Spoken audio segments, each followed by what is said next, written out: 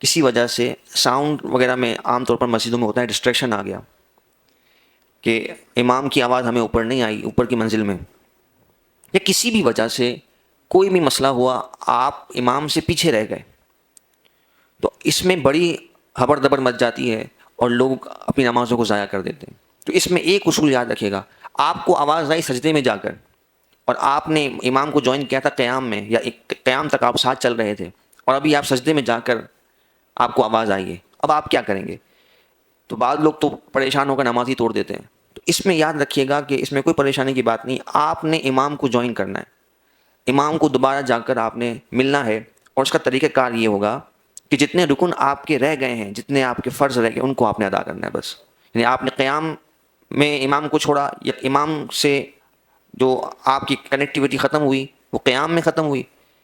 اور ابھی آپ سجدے میں آپ کو آواز آئی ہے اسپیکر کی یا ساؤنڈ کی، تو اب جو ہے وہ آپ کا رکوع رہ گیا، قیام رکوع کے بعد جو ہے وہ قوما رہ گیا، یعنی جس کو ہم سمیع اللہ لمن حمیدہ کہتے ہیں، اور اگر ایک سجدہ رہ گیا تو آپ نے ان رکن کو ادا کرتے ہوئے جانا ہے، بھلے آپ کو تاخیر ہو جائے، امام تحیات میں بیٹھ جائیں کوئی مسئلہ نہیں، آپ اپنے ان رکن کو پورا کریں گے ایک ایک سبحان اللہ کی مقدار کے مطابق، اور پھر آپ جا کر امام کے ساتھ شامل ہو جائیں۔ تو اس طرح آپ کی نماز بالکل محفوظ ہے، یعنی آپ کو دوبارہ نماز پڑھنے کی حاجت نہیں ہے۔ تو کبھی بھی ایسا مسئلہ ہو کہ امام سے آپ پیچھے رہ جائیں کسی بھی وجہ سے، آواز نہ آنے کی وجہ سے یا کوئی اور مسئلہ ہو، تو آپ جو ہے وہ ان رکن کو پورا کر کے امام کے ساتھ شامل ہو جائیں گے،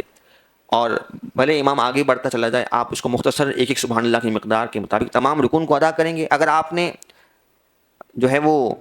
گھبراہٹ میں یا بے چینی میں آپ نے لا علمی کی وجہ سے رکوع کو چھوڑ دیا اور آپ کو ڈائریکٹ سجدے میں آواز آئی، آپ قیام سے ڈائریکٹ سجدے میں چلے گئے، تو بیچ میں رکوع رہ گیا، رکوع فرض تھا، ہر رکعت کا رکوع فرض ہے، تو اب اگر وہ رکوع رہ گیا